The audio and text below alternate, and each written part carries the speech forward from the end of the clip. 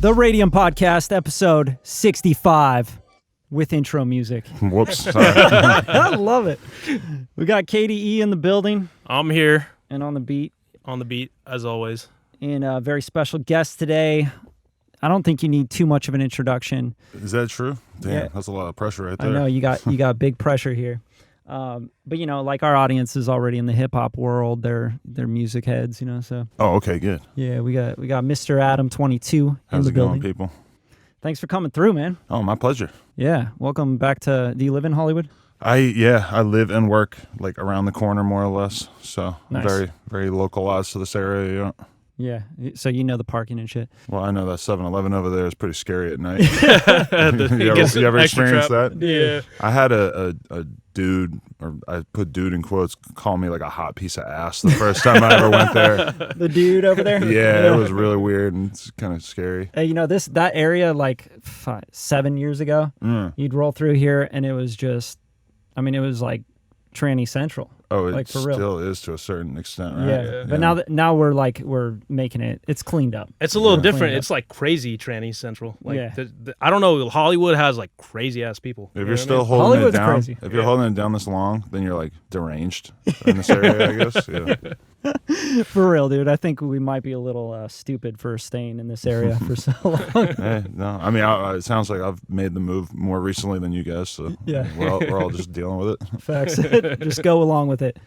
So you just got back from London? Yeah, I was in London. I went to Chicago for like 5 days and did like a bunch of videos at the Lyrical Lemonade Summer Smash, and we did like a pop-up out there and everything. And then after that, we went to England and we covered Wireless Fest and did a bunch of interviews backstage and stuff. And then we had like 3 sold-out shows after that, and I did like 5 interviews a day before those. So it was just like basically super busy for Just 2 like weeks. teletalking. Tons of Yeah. espresso or what? Like, how do you? Yeah, I was drinking a lot of coffee actually, for Yeah. sure. Yeah, but I mean, I was getting a lot of sleep too, which is kind of the main thing that was like basically had me like schedule wise like completely jam packed in the sense that I would just be doing interviews all day and then just like have to go do that show, and then I'd like get done and it'd be like midnight and I'd just go home like just pass out. study for like 2 hours to get ready for the next day interviews and then just pass out for 8 hours. And then it's just weird to feel. It's weird to be traveling and feel like you're on this like what's it called, the gerbil wheel. Oh yeah. Yeah, just running in the gerbil wheel. that's how I felt out there. Yeah, Gerbling it. I was gerbling it. How's the UK food, man? Let's talk about it. I mean, you know, some of their renditions of our food are like totally useless. Like you never want to eat like Mexican food in the UK. Right. But like I love the breakfast that they do with all the different types of sausage and the beans and the mushrooms and stuff. Oh, I'm like yeah. really They go into crazy. the big breakfast out there. I was eating a lot of that.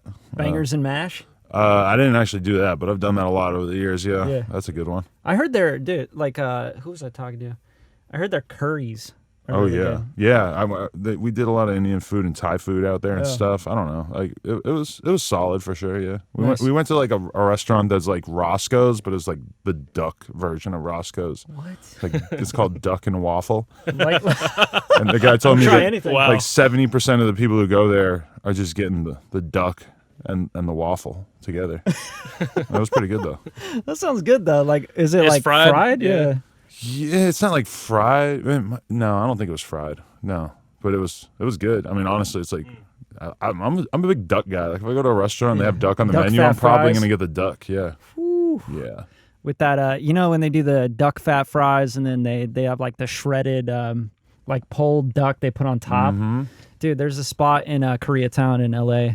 It's called Beer Belly. Oh yeah. I still live Yeah. right by there. Yeah, that spot's dope. Yeah, they got some really dope duck fat fries. Yeah, and Sponsored by. I got nothing against ducks. You know, No, like we just like to kill them and eat them. Yeah, I mean, I don't like hold any grudge against them, but I'm probably more down to eat them than the average person, I guess. They're delicious. They're fatty. That's why. And there's got to be some percentage of our audience that's listening to this that is either vegan Yeah. Oh or yeah. just They've horrified. already turned it off, dude. You know, there's a lot of like 8-year-olds listening to this who are like, ew, duck. Oh God, Yeah.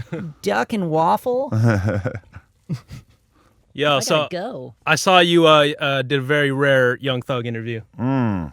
That out was there. Oh yeah, what was that exhilarating. like, dude? I just see you like pull him into a random tent, like, hey, dude, let's go do an interview. Yeah, I was like hanging out with Juice WRLD in his trailer backstage, and he's like, "Oh, I'm gonna go talk to Thug. Like, come with me." And then like we get there, and his security was kind of like, "Oh, Juice WRLD can come in," and like kept us at bay. And then They're Juice like, WRLD, not you, dude. right? Yeah, You're only yeah. 6'3". No, yeah, I mean they're just like super protective of like who would be able to get into his little trailer with him, and then like I ended up sitting out there for like 20 minutes waiting, and I don't know what Juice WRLD said to him, but then as Young Thug walks out to go on stage, he just like beelines it for me and just like daps me up and just goes, "We gonna get it in." And I'm like, as an interviewer, I'm like, what the hell does that mean? Like, it actually took me a Am I couple. gonna die today? Yeah, it took me a couple minutes to realize, like, oh damn, like he's down to do the interview, and he's probably not talking about like in LA in a couple weeks. Like he probably wants me to try to force this issue today. So like he goes up and performs, and we went up on stage with him and stuff, and then afterwards, following back down to the trailer, he goes in the trailer for like 10 minutes, and then he just kind of comes out, takes a couple photos with people. And at this point, I had already been told by one of his friends and his manager that he probably wasn't going to do it. And I was just like, man, I got to shoot my shot. And I was Yeah, like, you just walked went up for to it. him, and I'm just like, yo, you down to do an interview? He's like, all right. He does like this audible shrug. He's like, Fine. Yeah, all right. I guess, dude. managed if to you're get it gonna- in. If you're gonna force me, I mean, that felt like, because like my dream podcast is probably Drake in terms of just right? giant artists today, but then to do the Thug one was probably like right up there, right below. It's probably top 5 for me of like things I could have possibly gotten, even though it ended up being like 20 minutes. Yeah, you guys got into it. You talked about some cool shit though, even like him running for president. That shit was all funny. Well, you know, like the note-taking process for like interviews, where I had to do that like while watching it perform from the side of the stage on my phone with bad Wi-Fi, and I'm literally just like searching his name and just like trying to like think of things that I want to ask him about. So my list was kind of weak in comparison to if I had like a proper amount of time to prepare. Yeah, like if you were Yeah. actually prepared for the interview. That was a weird feeling, yeah. Yeah, that was awesome though. Little ragtag. Yeah, I mean, he's about as good as it gets for me, so that was cool. Yeah, and Fred's dope. he really talked, because like I've seen people just trying to pull his ass off the red carpet, and he does not fucking talk. Yeah, that's always a nightmare, and that's happened to me many a time. I get somebody on the podcast, and they just don't really seem like they're trying to offer too much. That's like a rap like specific. I don't know what do you think it is with rappers and talking and doing press? I think it's a lot of it is just that they don't respect the people that are interviewing them, so it's like they just aren't likely to sort of volunteer much information. And then there's also kind of like a culture of like silence about a lot of people, where, you know, it's not really considered cool to talk about all the stuff that you actually do on camera. Like like a lot of these dudes, it's kind of annoying to me, because it's like they'll have like every song they've ever written is like loosely talking about like selling guns and drugs, or selling drugs, carrying a gun, doing this, doing that, whatever. And then you get them on camera and you say like one thing that alludes to criminal activity, and they're like, like me? How dare you? How dare you? There could be cops listening. It's like, motherfucker, they're listening to your music too. It's like, I don't know. But I mean, part of that is funny, because you'll be listening to a rapper talk about selling crack in all his songs, and it's so obvious that he's never sold crack that it's like, it would be kind of out of line to ask him about that, because it's like, don't you know that's just me playing a character in my song? Like, they would never say that, but that's almost the vibe. Like, how do you go about that? You're like, hey, formula for crack cocaine, go. Yeah, I mean, for me at this point in my They're life, like, cocaine and God, you haven't sold crack. real talk, I'll say something like that though, because that's almost like my character, is that I'm like the wacky white uncle of hip hop, where I could just be like, yo, so tell me about Hey, this, buddy. and like, you know, How are those pistols? yeah, I mean, I want that to be the assumption in whatever content I do, is that like, I'm gonna ask you every stupid crazy thing that you can imagine, and then it's just, you got to deal with it, and like, you're not allowed to get offended. If your manager asks me to delete it, I'm not going to do it. I'm going to put it out anyway. Fuck you. I mean, you got to have like these assumptions in place. Like, nobody expects Charlamagne to take it easy on him when he does an interview, I don't think, you know. Yeah, good point. That's a good point. I think you almost have to like set that expectation up front, huh? Yeah, like your reputation kind of precedes you in a sense, and that's what's weird as you get bigger and bigger in doing interviews, is that at first it's like, okay, hey, that's the sales pitch. It's like, will you let this random dude interview you, who maybe has like a little bit of a catalog of like some interviews with some people that are sort of relevant to you, and then over time it becomes like, oh, are you willing to do an interview? And the interview is basically going to be this like collision of whatever you think of me already, because you presumably Right. know something about me, and then my desire to just interview you. It's like at a certain point, like if you sit down and do a Larry King interview, it's like you can't do the interview without like thinking about the enormity of the fact that you're doing a Larry King interview. Yeah. Facts. And all the interviews he's done before. And Yeah. So it's not like Larry King, but you know, that kind of, it's just sort of like, as you get more well known, it just becomes this thing. Like when I see Joe Budden go interview somebody, it's like part of the interview is the fact that they're open to sitting with Joe Budden and like whatever baggage might come with that. Yeah. You've done interviews with Charlemagne? Yeah, I did Charlemagne a couple years ago in New York. Yeah, I think you've kind of like your kind of rise came from interviewing people early, right? Still, right. Like XXX was a good example, right? Yeah, A lot definitely. of rappers. Him, Pump, Yachty, Smoke Perp. Suicide Boys, Smoke Perp. Suicide Boys. I feel like I had a lot of people's first interviews, especially in like the early days of SoundCloud rap, and I'm still gunning for that. That was a big that was a big time period. You think that was like what it really still was? kind of is a big time period right now. Yeah, I mean nobody's on SoundCloud anymore, which is kind of a weird thing that the only people on SoundCloud are people that don't have deals yet, or people who are thirsty enough that they're not gunning for the Spotify revenue.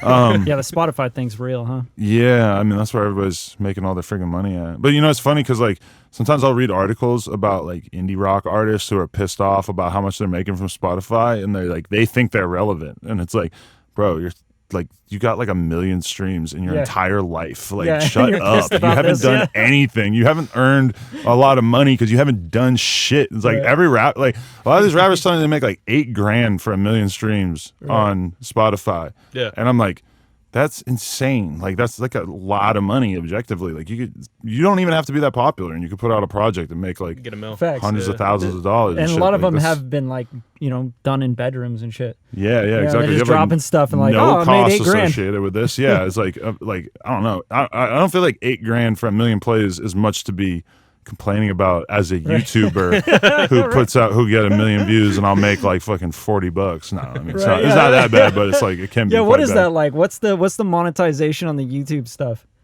We don't know yet. Yeah. You know? It just causes so many stupid. Well, okay, here's the thing. It's like recently I started a new channel for my gaming videos, because I wanted to make blowing up. Tetris 99 videos because that's like one of my main passions in life is playing Tetris on Nintendo Switch. Sick. And It's pretty awesome. I made a new channel, and it's like I knew that you had to get to, I think it is 4,000 combined hours of watch time, and or something like that, 10,000 combined hours, and then 4,000 subscribers within like 12 months, right? Yeah, and that took me a while with the gaming uploads. Like that was not like super easy. And then once you get that, then you have to request monetization, which can take like upwards of like a month. So even for me as somebody, like I had like a connection to be able to reach out and be like, hey, YouTube rep, like get my shit approved in advance. But I mean, it really does like create like a weird dynamic where you can't just be somebody and put a video on YouTube and have it go viral and get paid. It's like you might put out the video and it goes viral and you make nothing, but then after that you could get approved and start to make money. But it's like the idea that you could just throw something on YouTube and just automatically make a bunch of money is kind of a it's a relic. Yeah, that used to be a thing. They're slowly moving away and like making the barrier higher to meet if you want to monetize. Yeah, facts. On all platforms. They've been going crazy with the demonetization. So and I'm sure there's been a bunch of your content. Tons. Oh yeah. Yeah, I mean, I remember there was, when the demonetization hit, I was making like $50,000 a month from YouTube ads alone. Wow. And that turned into like $5,000 a month in the course of 1 month, that it went from 50K to 5K. So that was rough, but that definitely caused a lifestyle change. That was a little weird, yeah. I was interviewing. No more silk underwear. Yeah, I had a dude on yesterday though who told me that he was making 100K and it turned to 5K in a month, like overnight. So it happened to a lot of us, like where the YouTube money just changed dramatically. But what's really a tragedy about it is just how it's like shaped people's content, because there's so like now it's all just God. I put out a video of me doing acid in the woods with my friends and got like 3 million views and probably made 5 figures off of it, which is like, I was at the time it seemed normal, and then all of a sudden now we're in the age where it's like if you upload anything that has any kind of like overt themes, particularly in the thumbnail and title and stuff, like that video was called I Did Acid in the Woods vlog or some shit. That was called like, I Did Acid and Killed Someone. I do podcasts all the time where it's like a 2-hour conversation and there's probably tons of swearing in it and everything, but it's like as part of an overall broader piece of content, they're not going to demonetize that. But if you're like implying anything about drugs in the title. Like we put out a vlog from a rap show the other day, and there was a clip of just these 3 massive hot blonde women just fighting this one random Mexican dude, and we just happened to get the footage and we put it out, and it was just quarantined immediately, because it was no money. It was doing really good. It had like 250,000 views in like a couple hours, and then boom, age restricted, and the views just completely stopped. So like you could find that video, but you'd have to go very out of your way to find it. Right. You think that's all automated, or you think there's literally someone at YouTube like clicking through this shit? A lot of it's automated. Like it'll get flagged and demonetized automated, but then you ask for a review, and then that can take like 24 hours or 48 hours or whatever, and that is basically somebody reviewing it by hand. Or sometimes I'll request monetization on a video, and then by the time it gets monetized, I'll have like 30 views.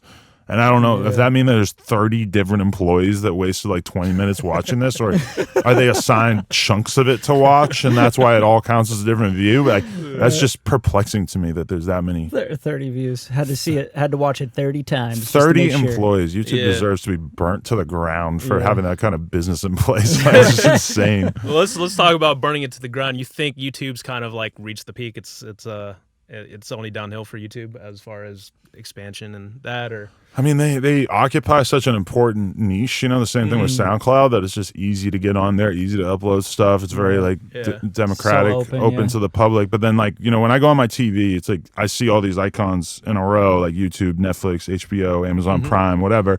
And all of them have a very high barrier to get onto the platform, aside from YouTube, where Netflix would not like ask some white supremacist to come run a channel, but like YouTube is like, oh, like you can. Yeah, you're all good. I mean, you can't like really be a Nazi on YouTube these days, but you could basically be like sort of alluding to a lot of like really fucked up stuff on YouTube, and it's okay. And like the smart like people who do have like really outrageous viewpoints are the ones who are allowed to stay on the platform. Like somebody like Richard Spencer started a YouTube channel because his rhetoric, he just doesn't like go.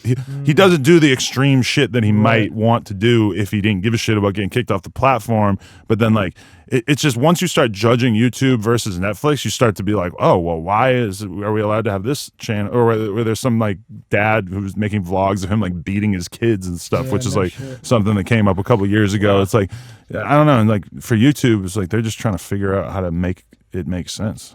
Yeah, it's got to be hard. I sympathize a little bit. Yeah, I see them trying to do the Netflix thing with the YouTube Red and all that stuff. And nobody cares about that shit. No, that's what I'm about to say. It's not what it's for, Yeah, nobody's like dying to watch like YouTube original pieces of content. Like people literally go on YouTube for like short form, raw opinions and stuff like that, I feel like. Yeah, so like with YouTube, I feel like I know like people have tried to come in Instagram, try to do IGTV, all this. You don't think anyone's gonna like Facebook is gonna steal the platform or anything like that? Because I saw it happen with Snapchat, where everyone thought Snapchat was gonna be around for fucking decade or I think the thing with YouTube's monopoly is that apparently nobody wants to smoke. Like nobody's dying to jump in and be the place where you can just upload video, because it's like Amazon, like they have Twitch, they have all the technology. They could easily be like, okay, you can upload video on demand, blah, blah, blah. They're going to be regulating, right? Well, they're going to be dealing with everything that YouTube's dealing with, and YouTube's not exactly profitable. And like Amazon all of a sudden would be in a position where they'd be competing with YouTube on everything, and that would get really complicated for them. And the whole thing is like, YouTube gets shit for being like a platform that doesn't really allow enough free speech by us. But like as soon as Twitch were to do video on demand, and there's one racist or whatever, like flamboyant, outrageous commentator that they don't ban, that YouTube did ban, then immediately Twitch is going to be painted by the media as the alt-right alternative to YouTube or whatever. I think like they like just sort of are weary of jumping into that. And even Facebook, like Facebook has been dancing around the idea of monetizing with creators for years and years now, and they just haven't really jumped on board. Like they'll never say like, okay, here's your dashboard where you can see how much money you made from all these videos. Like that, Facebook does not seem like they want to get into that business, Yeah, definitely. Yeah, I kind of look at it as like what eBay was, right? Like eBay got taken over by Google, but you look at what they do now, and it's just so much work to just regulate. You're talking about Amazon? I feel like Amazon is what really like killed eBay, if that's what you're talking about. No, I'm talking about like eBay is that to what YouTube is to the content creators, you know? Right. It's like eBay, you got it. Like, people don't think about all the regulation of like all the scamming and all the Right. shit that they got to cover and the money back guarantees to sellers and shit. It's like, that's what I think about with YouTube, why no one would want to jump into it. It's like, That's really interesting. Yeah, like Why would you wanna Amazon get into that? is Spotify in the sense that there's like a higher barrier to entry to sell stuff, and like eBay was like the unregulated, crazy early internet version just of like that. garage sell online. You ever get scammed on eBay? No, but I used to like, because I was doing credit card fraud when I was young, and that was how I got. Like, that's how I got credit in the first place, was because I was like scamming all these laptops and then like selling them on eBay. And then all of a sudden I get like a MasterCard in the mail. Like, oh, you can have a MasterCard now because you sold enough on eBay. And I'm like, oh shit, like I'm going to have legitimate credit because of my illegal crazy, yeah. exploits. That's amazing. So you hung out with Guap Dad back in the days too, huh? Nah, we didn't know each other back then. This Guap Dad was in his testicles at the time when I was doing dirt. It was like 2003. Yeah. So you were Uncle Scam. Yeah, I was Uncle Scamming. No, yeah, that's what's crazy now is that now it's like this cool, sexy idea to be a scammer. I'm like, I feel didn't. like Guap did that though, right? Yeah, Guap kind I of attribute that. He's yeah. playing into it for sure. Yeah. I mean, when you got city girls saying fucking on a rich ass scamming ass aunt, that's like Yeah. what? Like, you guys are romanticizing scamming? Like, this is so foreign to me. I didn't even know what to call it when I was doing this shit like back in the day. Like, I call it like identity theft. That sounds way more You call it serious. exactly what it was. Yeah, what the yeah. FBI would call it. Yeah. I'm lucky though, because like we used to just be able to go on random ass forums and buy credit card accounts to use. Like, now you have to go on the dark web, and like I can't even imagine what that must be like. That shit's crazy, dude. Yeah. And you know what Guap would say is, I can't talk about this. I don't want to be indicted, right? Yeah, when I interviewed him, actually, I did like the hypothetical thing. I was like, Yeah. I'm like, so hypothetically, someone like you, if you were to be doing this type of thing, what would it be like? Tell me about the scammer lifestyle. And then he opened up, because it's like, oh, I'm not talking about myself. I'm talking about people like me. Yeah, that's the key to being a true great interviewer. See, that was actually kind of wise, I guess. Yeah, I didn't really know what I was doing in that moment, but it worked out, I guess. Yeah. You learned a few things over the years, huh? Sort of, yeah. Just trying to get people to open up and everything. So what's been the favorite interview for you? I mean, The Boonk interview is your favorite? Oh my god! I've been on live stream for like 6 hours at that point, and I was so high. Like, we've been smoking so many blunts, and then Boonk shows up, like falling asleep off pills or something, and he's like, he just wouldn't leave. Like I like didn't have like an easy way to get my employee to tell him to get the hell out. Right. Like, my employees were like all outside doing something, and they had just let him walk in. But I mean, that ended up being one of the most viral things that everybody constantly brings up to me is that is Boonk passing out. And it's like, I didn't. For you in the moment, it was probably like, this sucks. Yeah, I It's didn't just want that more to of a train happen. wreck, Yeah, it just felt it felt like immoral. Like, you can't just have some. Like, I don't think it's right to have somebody on camera when they're that fucked up. Yeah, like, facts. you could be a little drunk. You could, have been doing a little bit of drugs. But if you're at the point where you're just like falling all over yourself, stumbling out of the interview and stuff, it's like, it's not really fair to like put somebody on camera like that. Like, they can't really consent to being on camera like that. I mean, it was a live stream, and he sort of stormed onto it, so I didn't really feel too bad about it, but it it's was not like you signed any papers or anything. it was an odd thing to go through.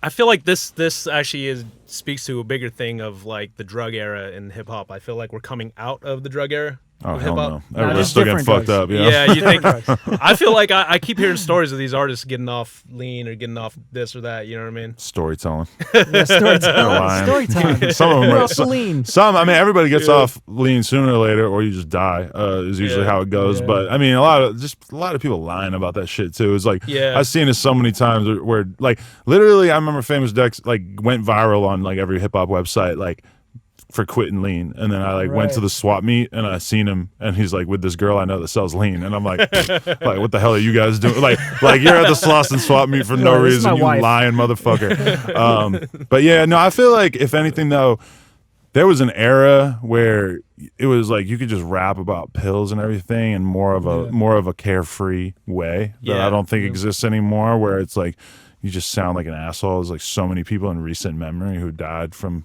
the drug thing, and like there's a lot more awareness of the opioid crisis and everything. It feels like that's what the internet is kind of good for, is like educating people so that they don't feel comfortable just sort of like indulging in and like repeating dangerous things, I guess. So I feel like people are talking about it less, and it's definitely like, I mean, there was a couple of years there where it was like everybody in LA and the like hip hop scene was just doing Xanax. Like they were just, I would go to shows and it would just be like zombied out, like so many people doing Xans, and it doesn't feel like that anymore. Like, but I feel like part of that is just people being more low key about what they're doing. Yeah.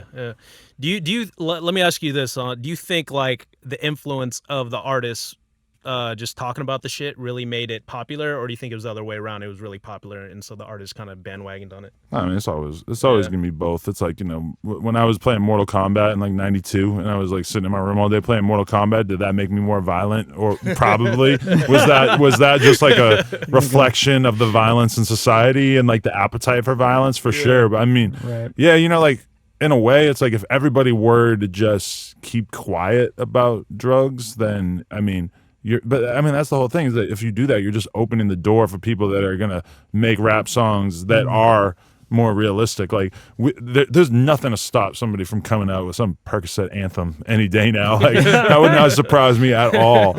Even though, like, because you know, the more like responsible artists fall back and aren't willing to do that, the faster you're gonna have a Lil Pump who has like, you know, Xanax birthday cake every year and like you know, like is willing to like use that as a marketing tactic. You know, it's so crazy. And you think like they're gonna ever get sponsorship going with those drug companies? They should. That would be fair. Right? I would approve of that. I feel like then it would make sense. God, can you imagine if they did that? That would be such a good way for the pharmaceutical companies to just like bait the government into like really regulating the fuck out of them. Yeah, right. That's how it would work. Yeah. I feel like now it's happening that way with like all the weed companies.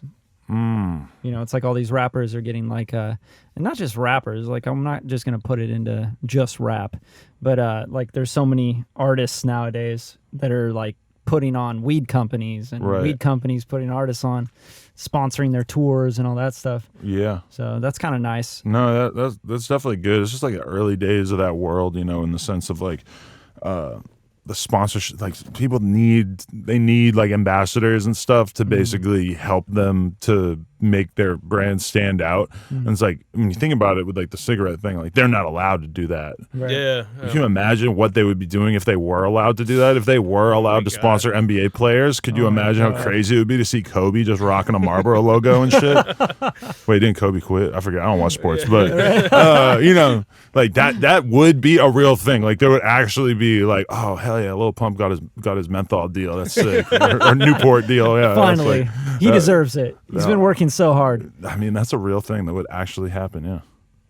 Crazy. Shit's wild though. I'd rather it be weed though than, you know, prescription drugs. Yeah, definitely. I mean, there's just so many. Like when I see Post Malone starting a weed company, I'm like, bro, everybody knows you don't smoke weed. Everybody knows you just drink Bud Light. Yeah, you should have made a beer company for real. And it's like you don't smoke weed, and nobody believes you smoke weed, and nobody's walking into a weed store thinking about you. I feel like if they're walking in a weed store and they see some like Be Real weed or you know, Snoop Dogg, somebody that they actually really believe. I don't know. It's like I've seen so many people try to hop into the weed game that it just didn't seem There's just a convincing. lot of money in it, you know? Like I feel like it's 10 years too late though. Like if you're thinking about starting some shit, you're like way late to the party. Like the party's already I don't know, man. Set sail. You look at the nation.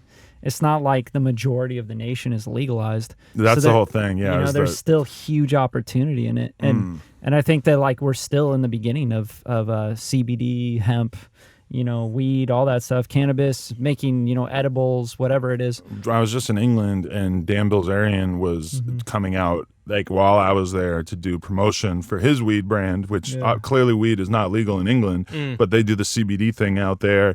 And when I was talking to people, they were like saying like, yeah, you know, it's like realistically weed might be legal in the next like 5 years. Yeah, dude. So it just makes sense. Like if you're Dan Bilzerian, you're trying to push your weed brand, like, which again, I don't know to what extent, like Dan Bilzerian might be like some master promoter, but I'm not sure the extent to which people are really associating him with cannabis, but just girls mainly, I think, party and that is what he's good for, huh? Yeah. But anyway, No Jumper Cannabis coming soon. Gonna be out in a couple weeks, to be honest. Grab your pre-rolls in all stores. We've been working on this deal for a while, and it's like actually finally happening. So I'm pretty excited about our brand coming out. Fuck yeah, for real though. Yeah. That's super dope.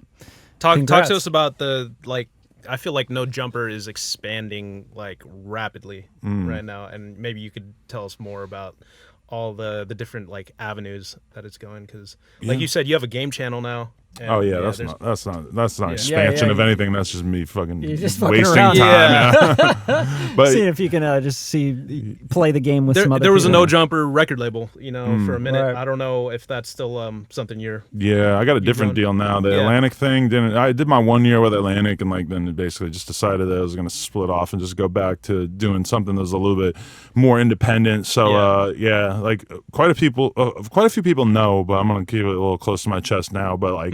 Yeah, I got it it's more of like an independent situation where I can sign artists. We got one artist almost signed right now.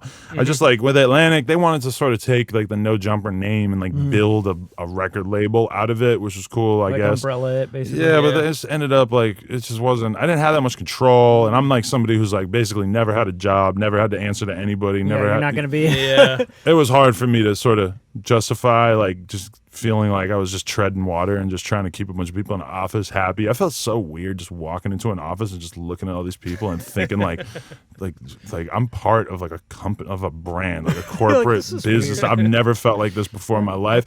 And I don't know. It's like, I feel like if you're going to be in that environment, you have to like kind of be a politician and have to try to make people like you, and that was just totally foreign to me. I never learned one person's name. You gotta be nice to people and shit. No, yeah. I you gotta like, PC everything too, right? The dude who signed me, I knew him and the other A&R that I worked with, and I never learned one other person's name. So I was kind of like aware that my time there might have been limited just because it just didn't really feel like this isn't gonna work I just didn't feel like I was that deeply invested into it. Yeah.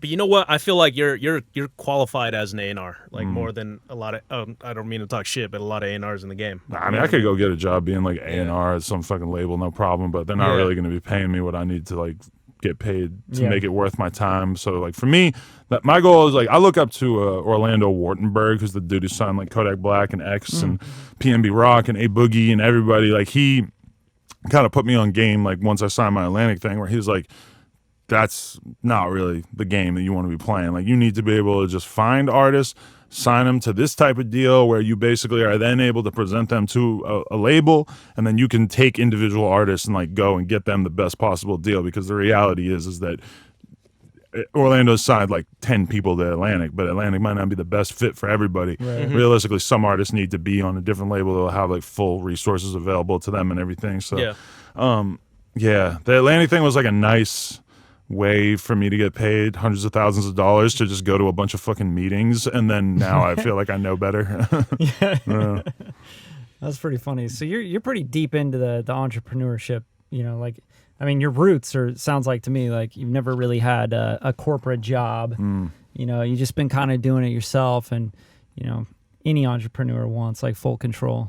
Yeah, like for me, I own 100% of everything I ever done. There's always been like the temptation to like take investment capital and stuff, and I always figured I could do stuff myself, and I just wanted to like grow at a rate that was like sustainable, and especially with what I've seen happen to like so many media outlets over the past couple of years, and especially the fact that like these are people that I'm competing with, and they have like bottomless resources from some investor that thinks that they're creating a brand that's going to be worth like hundreds of millions of dollars, and it's just like, no, it's not happening. Like everyone at BuzzFeed and Vice will be laid off, and you will all die in the streets. No, I just like don't really. I just don't. Yeah, it's just like we're just gonna cut that out as just an audio snippet. They're fine. Yeah. They'll be good. I mean, they deserve what they get because they've all played the same fucking game of just trying to like appeal to the most fringe, like extreme positions, like of in terms of like Vice in particular. That's just been like so upsetting to see them just give up everything that made them cool, and now they're just this ghost of a media company. Yeah. Facts. It hurts. I think it was when they started transitioning to the mainstream media stuff, and doing all the video stuff. I think it was just too much pressure for them at the time. Vice was cool when they were crass and sort of not caring about the opinions that they were going to get, and then they just went full woke and just full diversification of content, and we're going to do 1 trillion different verticals, and just basically made it so that everything sucks. But I mean, it's weird too because when I look at the economics of what they're doing, it's like it's just the resources that you guys are putting into one piece of video content for YouTube just would never make sense for us. Like for me, it doesn't it's make sense for a lot of people. No, it doesn't make sense for anybody. It doesn't make sense for them either. That's why they like have had their value written down so much over the past couple of years. It's like I don't know. It's like It's for me, the speed game now, man. Yeah, It's not how awesome your content is. And I want to build like a sustainable independent media company, and that means like not trying to jump all over a lot of the bullshit that people get into when they have millions of dollars to just mindlessly dump into hiring people and stuff. Yeah, facts. Well, I think that money, it comes with consequence, right? Because like now you're I mean, especially if they're throwing ads on shit, and now you have to appease you know,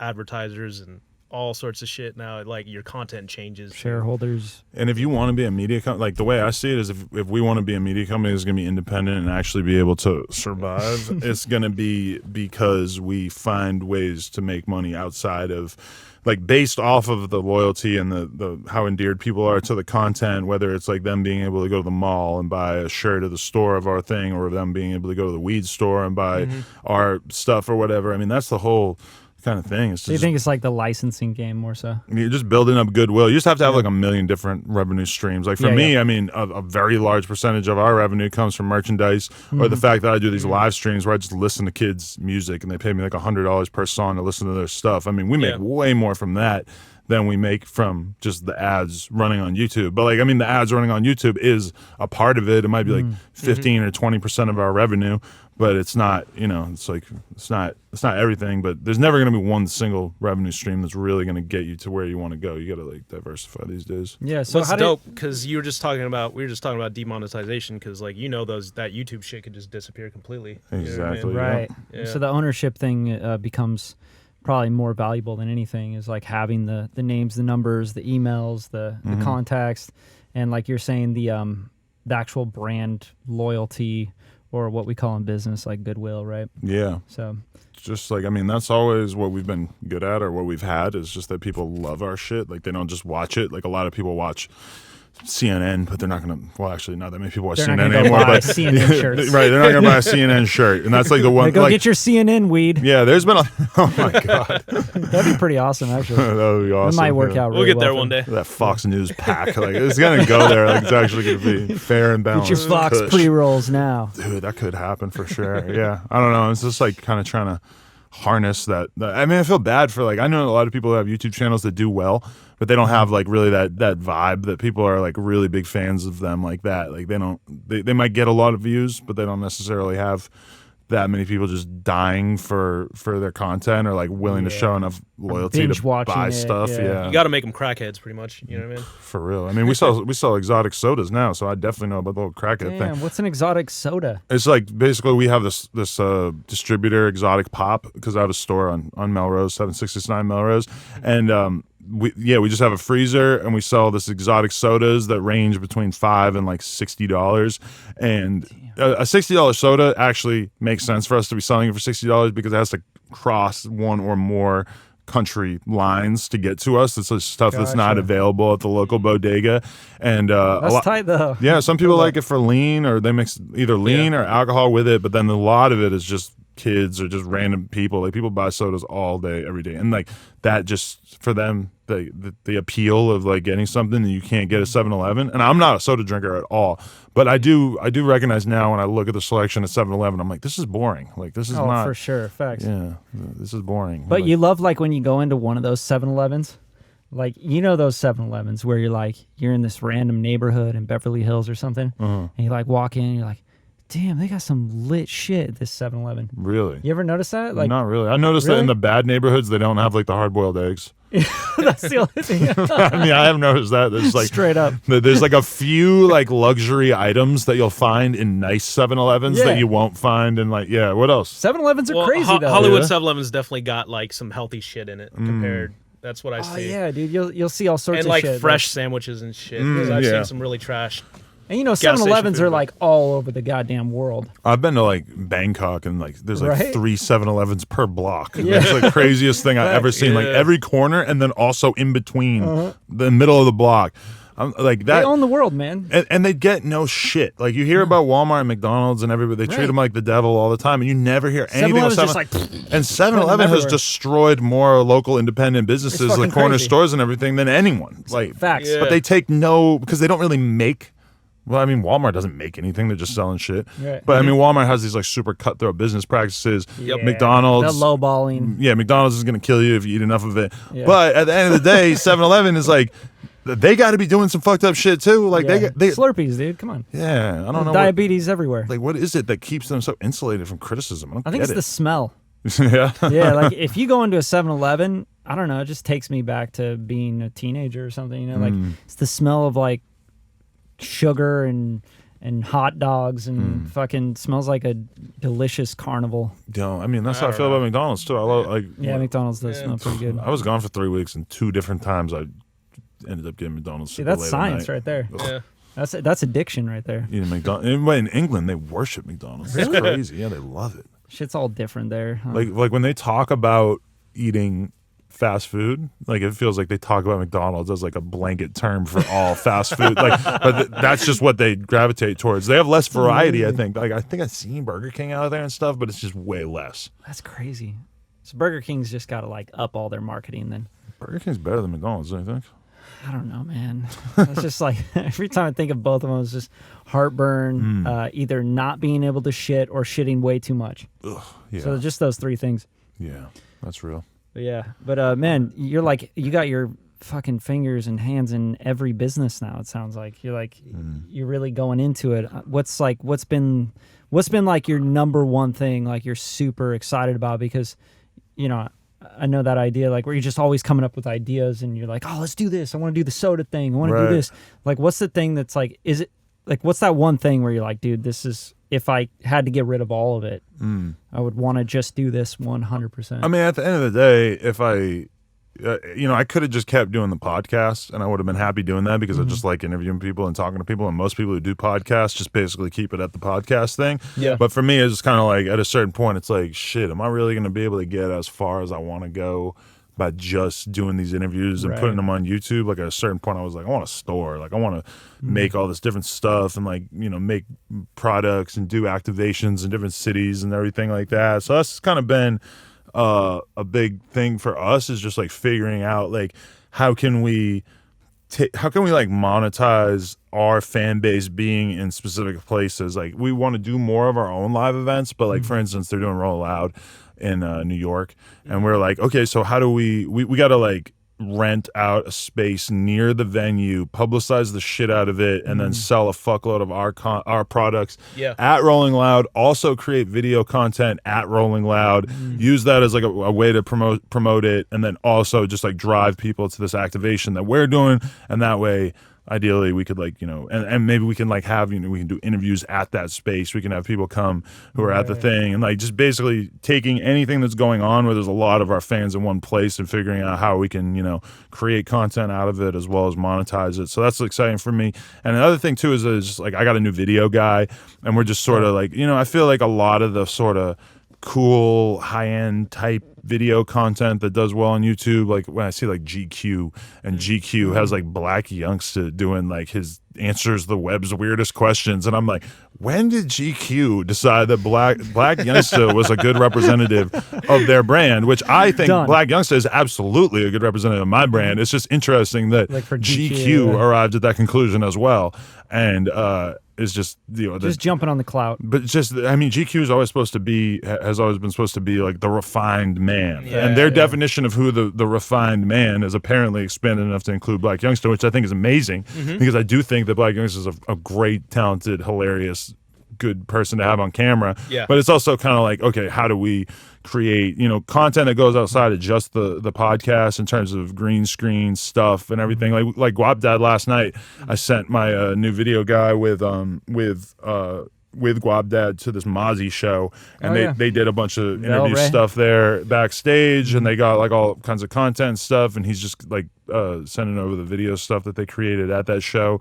And that's just like another sort of microcosm of it. Is like, okay, there's a Mozzie show, like how do we create content out of that will be entertaining to our fans, that enough people will want to engage with, and just being able to sort of get better at just identifying all those opportunities to just show what's going on around LA or wherever, because we have like a team in London and New York. They'll also be able to get in there and do stuff, and it's just kind of like training people to be able to execute the ideas that we want to do. So it's I just want No Jumper to feel like it's way bigger than me, which is a big part of it as well. Right. Yeah. Yeah. That's every major business, right? Because Right. if you all of a sudden get like injured in a, I don't know, you Elephant, used to BMX, yeah, right? trampled by be- an elephant or yeah, something. Yeah, elephant. You skateboard That's a and you good fall one. or something. You know what I mean? Then, Yeah. You know, how's the business gonna? And just being on realistic about the Yeah. fact that like I'm a 35-year-old white guy making videos about teenagers half the time. So it's kind of like, maybe there comes a time where it just makes sense. I mean, I already think it makes sense. Like if I were to, if there's like even sometimes like I did a little pump interview where he had me pull up to his house and I'm interviewing him and he's like taking ecstasy on camera and shit. And I'm just sort of like, wow, like, am I getting too old to just be hanging out? Like, and I feel It's bad. getting weird. I'm going home at like 2 a.m. and he's acting like I'm the biggest bitch. And I'm like, Yeah, he's all damn, pussy. maybe I should have had somebody that I could have sent over that would be down to hang out till 7 a.m. Like maybe the footage we would get from that would be better. Right. I don't know. You're like, I can't hang anymore. Yeah, I don't think I gotta people go to sleep. understand rap hours, man. Because rap hours are like stupid ridiculous. I get up at like 8 or 9 in the morning and like, I mean,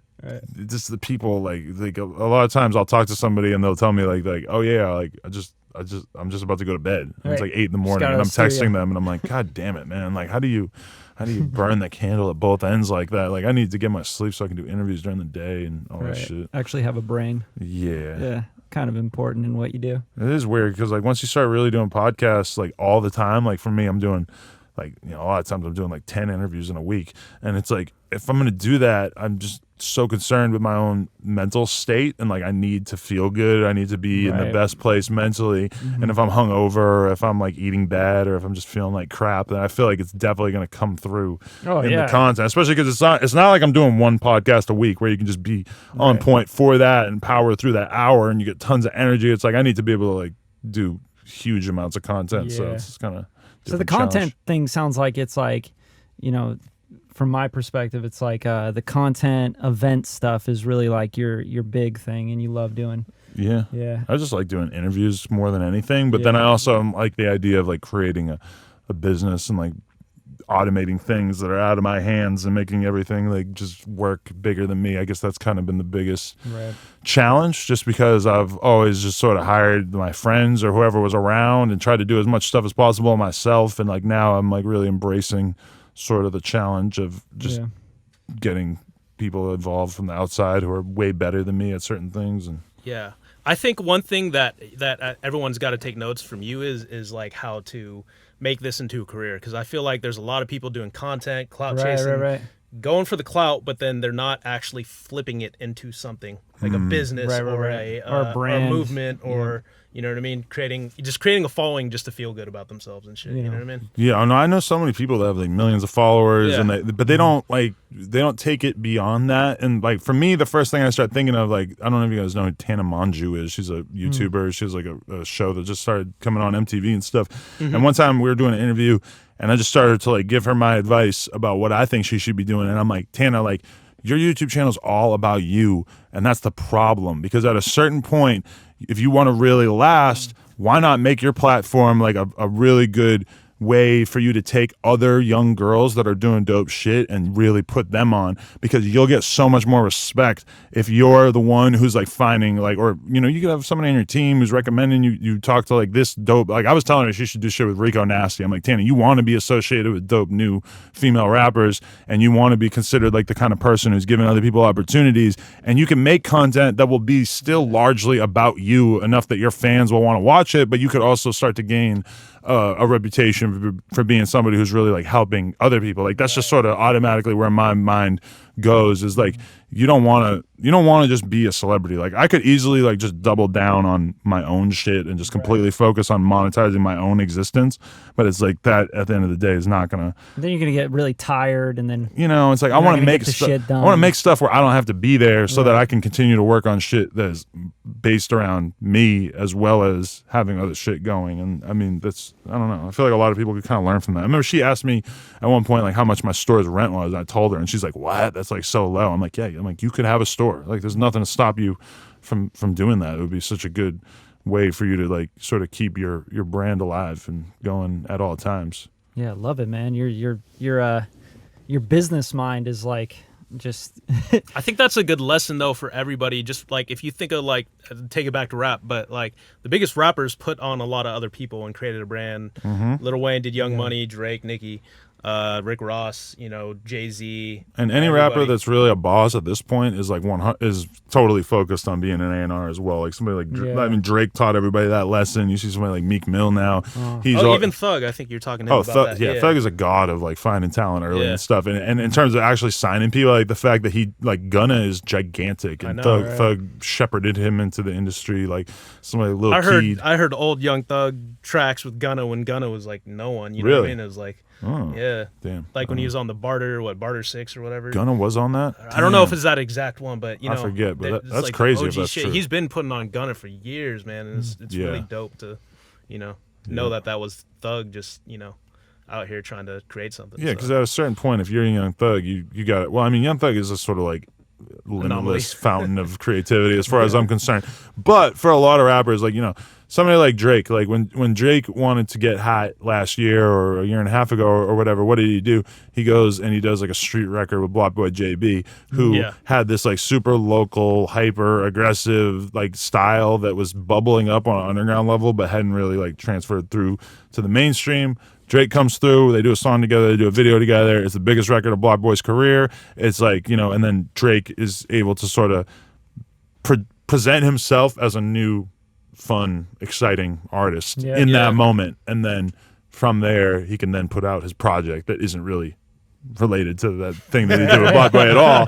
But it sort of gives you that moment because, every artist, when they come out, has that time period where they're the new exciting hot kid that nobody can believe. Oh, he's so exciting, he's so great, and then that goes away. And like by your second album or your third album or whatever, by your first album, a lot of times that shit is just gone. Yeah, and like you have to find a way to sort of like reintroduce that excitement and energy. And Drake is like a master at sort of finding an artist and like using him to sort of catapult himself into exciting Migos, new rapper territory. Migos example, and it kills a lot of people's careers because they can't handle how big they get so fast. Like Migos managed to actually navigate that. Block Boy having a little bit harder of a time because like if you have like a specific style and it just gets really really exposed really fast, a lot of times it can be hard to hold on to that sound or that style. Block Boy the internet will just rip it off a million times over. And Block Boy could have had more of like a slow build. Instead, he had that explosion through Dragon. It's probably still worth it because like he can still build it.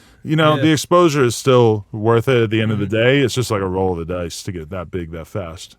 Yeah, you gotta, what, and we talk about this on the podcast. We do a lot of music business, but like, it's about the team. You obviously have a huge team. You know what I mean, and having the foundation to, keep manufacturing hits takes, a lot of legwork. To, Facts. Takes a lot of production, writers, engineers, producers. Definitely. Getting the content, the videos, getting everything correct. But yeah, man. Sounds like you've been you're still pumping out the no jumper stuff. So how do you like I don't know, I don't understand how you maintain all that. Are you like doing these interviews like on the road as well all the time or?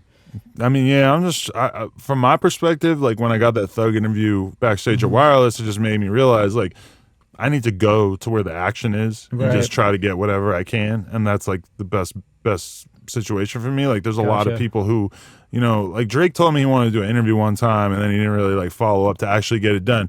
Like what should I actually do if I want to get that done aside from trying to find ways to communicate with him or his team or whatever? It's like I should go to the places where these motherfuckers are at and just try to press the issue. Like it worked with Thug, and it's like if you're just around and you're ready to go, a lot of these people, they don't want to schedule an interview and then go out of their way, and they're going to Melrose and they got to worry about security and all this shit. It's like if they're already somewhere and you're just a dude with a camera, a lot of people might be like, all right, yeah, pull up, let's do it. So that's kind of a big thing I realized too, is that it's almost like this weird egotistical assumption that I had in the beginning by just doing podcasts in my store. It's like just realizing like, oh no, like if you really give a fuck about getting this content done, then you should track these people down and like find ways to like make it happen, like by just pulling up to them, Yeah, that's crazy. It's a good idea, man. Like, well, it sounds like you're attaching to a lot of like concerts and stuff like that now. I know there's something you're kind of like starting to like pop up, like you said, Rolling Loud. I think, and then you're also, I think, I heard you're doing something in Anaheim.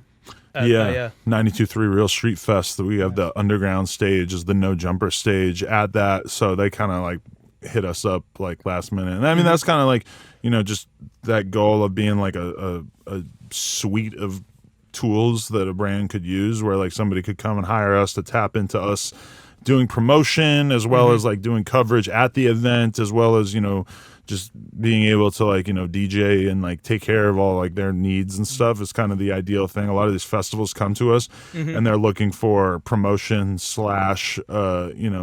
Are you booking artists, right, for that? For that, we are like booking like a small percentage of it. I'm like working with the organizers to book different artists and stuff like that. But I mean, at the end of the day, it's like we're just sort of, trying to figure out a way where we can like solve their problems and like work with them in such a way that we can like make money with them and everything. And like we want to do our own events more and more, but to be then it's the same thing with like a weed brand. Like if a weed brand wants to come to us and say like, hey, like we need help with promoting our stuff, it's like, all right, cool, like let's do it. We can be the ones that'll like solve your problems if you want to work with us. And that's kind of what you want to be able to offer to whoever. Yeah, and co-brand, because it's like it's like the huge thing, I feel like, and that's what you've done really well is kind of like you're associated with people. Like I associate you with X, for example. You know what I mean? Yeah. And it's that's like a huge like thing. I think especially in the rap game, man. Co-branding is everything. Yeah, I mean, like there's so many people like will make the assumption that because they see you with somebody that you're cool with them, and then like to them, if they like that person and they can see that person likes you, it's really hard for them to not also like you. Like there's so many people that love Young Thug so much that maybe didn't give a fuck about me before that interview, but Young Thug being willing to sit and do an interview with me co-signs me in their mind of like, oh well, he can't be a bad guy, he's got to be all right, he did a thing with Thug, like all right, cool. Like, and I've always like just sort of recognized that like the X thing was like a total accident because he was just a random ass SoundCloud rapper that I thought was kind of tight and just did an interview with him and then just happened to maintain a friendship, and then that had just so happened to be like the biggest thing career-wise that I ever did because he exploded to such an extent, and I was one of the only people that really had like a line to him that could like interview him and do all this kind of stuff. Like he wouldn't do anything with any of the media companies, but then he would hop on stream with me or Academics and just talk to us because he trusted us. That's kind of crazy to think that like we had that, whereas all these media companies didn't, and that's just became one of the biggest things in my life, just from having one good friendship with one dude who ended up being really, really important.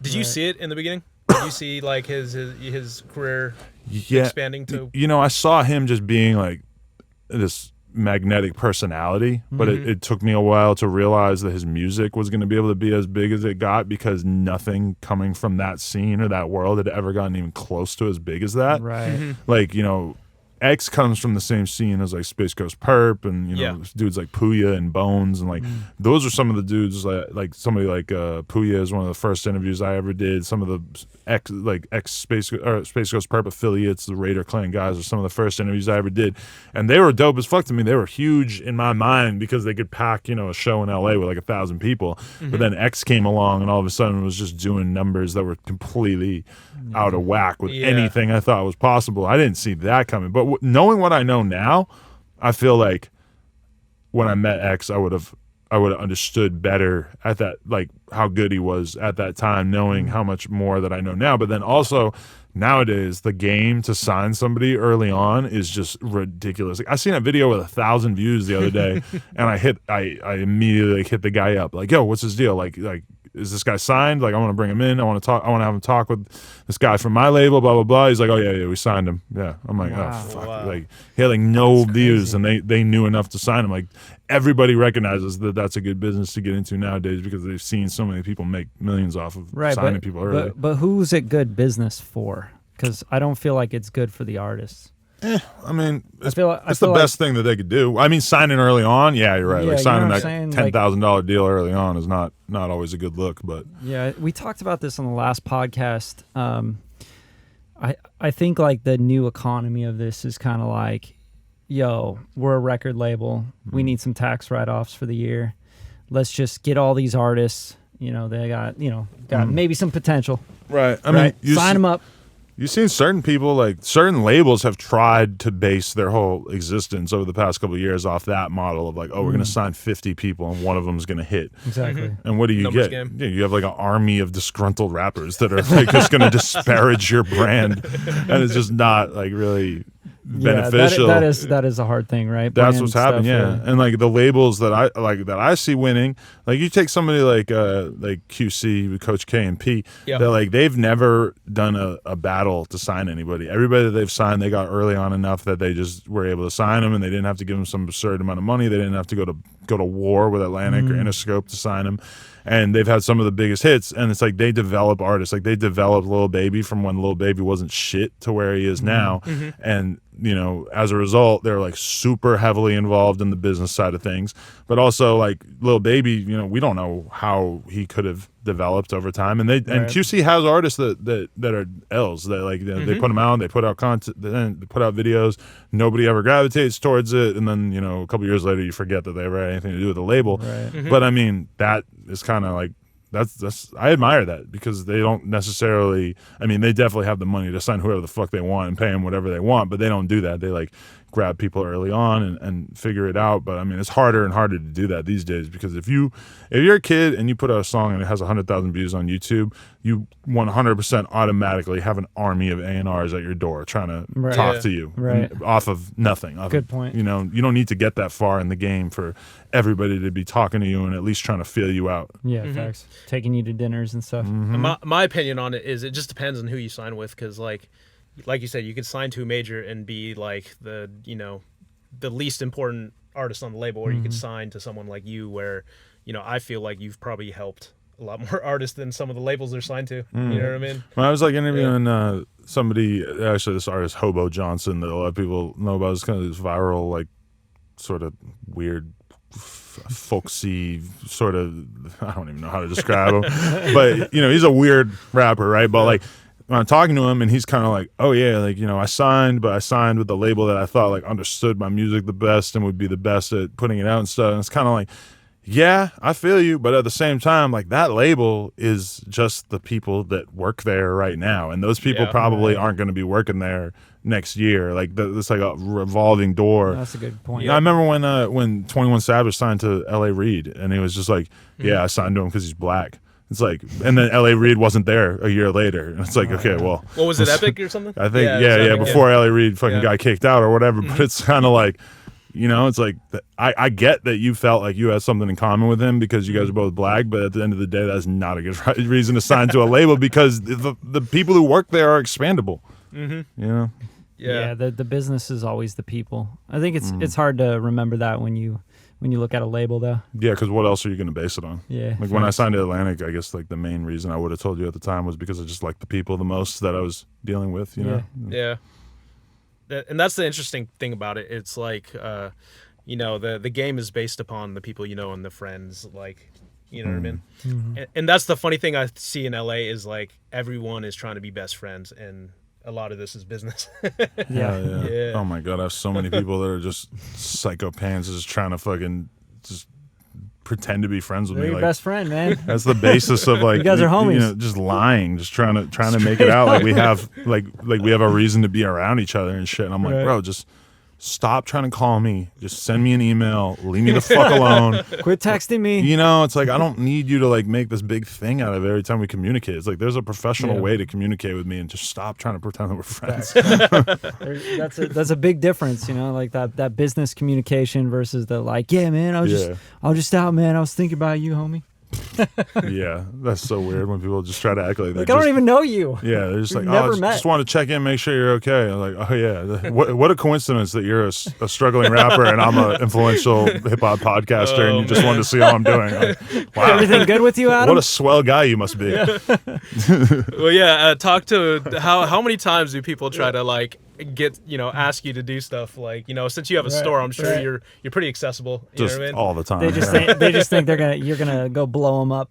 Everybody wants to be able to just play their music for me on the street. They want me to watch their YouTube video at the mall. Venice Beach? Yeah, just like, yo, can I show you my video? And I'm just like, nah, bro, I don't do that in public. Like, what? Like, well, you've done it a couple times, and I think that's probably driven the numbers up. Yeah. I'll do it, sometimes. Yeah. But like, I mean, people are just so creepy and so weird. And I just, I mean, the whole thing about it is that it's like you realize that you have to be scarce with how much time you're willing to put out there or how much time you're willing to just be in public. Because if I go to a meet and greet and there's 20 people and I take photos with all those 20 people, you think that they're just leaving after? No, they're all going to keep fighting for more and more. They're going to be like, oh, can we take another photo to get better lighting? Can we, can I show you my business card? Yeah, can I show you my album? Can I tell you about my startup? Can I tell you about this? And it's just like, at a certain point, like, I mean, it's tough for me because I want to be super friendly and I am like very nice to my fans and stuff. But then at the end of the day, I'm also just a total asshole. And if somebody's like trying to get me to do something I don't want to do, I'm gonna be like, nah, fuck out of here. Like, like if I stick around in the same place around people long enough, then all of a sudden they're FaceTiming their friend and they're gonna like, oh, can you say hi to Kyle? It's like, and I had people try to post clips of me being like, nah, fuck it, get out of here, like fucking, because I wouldn't say hi to Kyle. And it's like, bro, like, you're abusing my time. Like, I'm standing here talking to my friends and you're fucking coming up to me and trying to shove a phone in my face. Like, but I mean, I got like security when I'm at the store and stuff so that people aren't able to trip out on me that hard. But yeah, that's weird. It's weird to juggle trying to be a nice person and then also just not wanting to just allow people to just monopolize your time, Yeah. It's strange. And I don't think people like realize it until like you're actually something, you know what I mean? Because I'm sure you just get hit up even by all sorts of like, people trying to do business on every level. Yeah. You know what I mean? I remember I met Riff Raff in like 2011 when he was first coming out because like we went and sold him weed or some shit. Like he said on Twitter, like, I need weed and coke. And we were like, yo, we got weed and coke. We're pulling up. And like, so we They're 30, bro. Yeah. We hooked him up, all this shit. And I'm like, oh, that was totally worth it to me at the time. Like, oh shit, now I'm friends with Riff Raff. And like, then I seen Riff Raff at a show a couple months later, and I'm totally thinking like, oh, like, hell yeah, I'm just gonna walk up to Riff Raff. He's gonna know who I am, and he sort of just looked at me like he didn't know who the fuck I was. And I'm like, now that totally makes sense to me because I meet so many people that I can't, like, to me now I can't believe that people think that I'm gonna remember them all the time. Right. But at that time, you just don't know what it's like to know 50,000 people or to like meet 100, 200 people a day. It's like this. It's just, you could never understand what it's like to have that much information coming in until you actually are kind of in that position. Well, yeah, especially now that we have weed delivery. Real talk. Yeah, they're like, yo, you're the guy that delivered weed. All good, bro. Yeah, we had the mollies though, so at the time we had a Oh, lot. yeah, we had a lot of good shit going Allegedly. on. Allegedly, nah, that was real. Should have remembered that shit. Allegedly, no, he's like, no, I really had that. That was real. I definitely felt that. Yeah. Well, shit, man. Really appreciate you coming on, bro. Well, my pleasure. Yeah. We'll have to do another one at like episode 132 exactly. Let me know. I'm with whatever. That's cool. Yeah, we'll lock you in. Hey, let's get it. Summer of 2021. There you go. But yeah, I really appreciate it, man. Where can people find you? YouTube.com/NoJumper, and then social media is Adam22 on everything. Nice. There it is. Got that on lock. So why Adam? Why 22 at the end?